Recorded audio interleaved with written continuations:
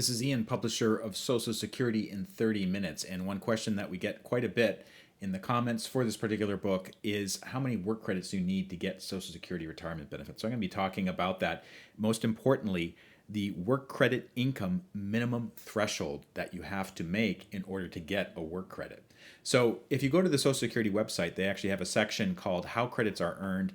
And they talk about, for instance, how many credits you need to get Social Security retirement benefits. And by the way, it's a total of 40 work credits over at least a 10-year period.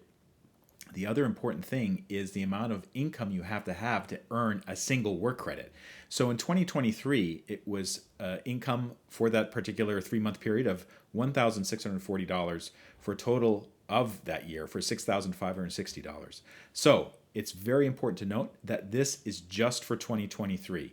If I'm looking at my Social Security earnings from like the 1980s, it was far less than that. So it goes up every year. And indeed, in the latest edition of the book that we just published, Social Security in 30 Minutes Retirement Benefits, the level has gone up to $1,730 per quarter for the year 2024. And 2025 and beyond, it will keep on creeping up as long as the cost of living continues to rise as well. So that's something that you need to understand for the Social Security work credits. You need a total of 40 credits, and you can get a maximum of 4 credits per year. So that's 10 years of work, and that's when you qualify for Social Security retirement benefits.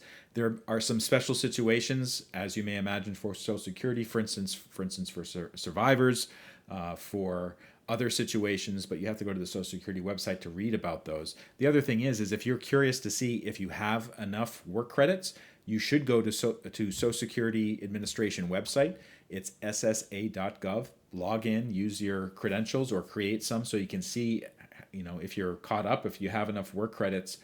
There are some special situations, as I mentioned before, which may make things a little bit difficult. For instance, if you're a teacher or if you have a pension from another source, or for instance, maybe you didn't work or you didn't receive, you didn't make any Social Security contributions because, let's say, it was some sort of work situation which wasn't paying into the system. It happens, but you need to go to ssa.gov to check out what's going on for your particular situation. One other thing to keep in mind about Social Security work credits is if you work for longer than 10 years, that doesn't mean you earn more money. It's just that's the minimum to get started. Not only the number of work credits, but also the minimum income threshold in order for the credits to count. For more information on how to get the most out of Social Security benefits, go to in30minutes.com and find our book, Social Security in 30 Minutes. Volume 1 covers retirement benefits. They're by Emily Pogue, and this author, she has a lot of experience working in human resources, so she understands the way the system works, and the books are very informative about Social Security retirement benefits. Thank you so much for watching.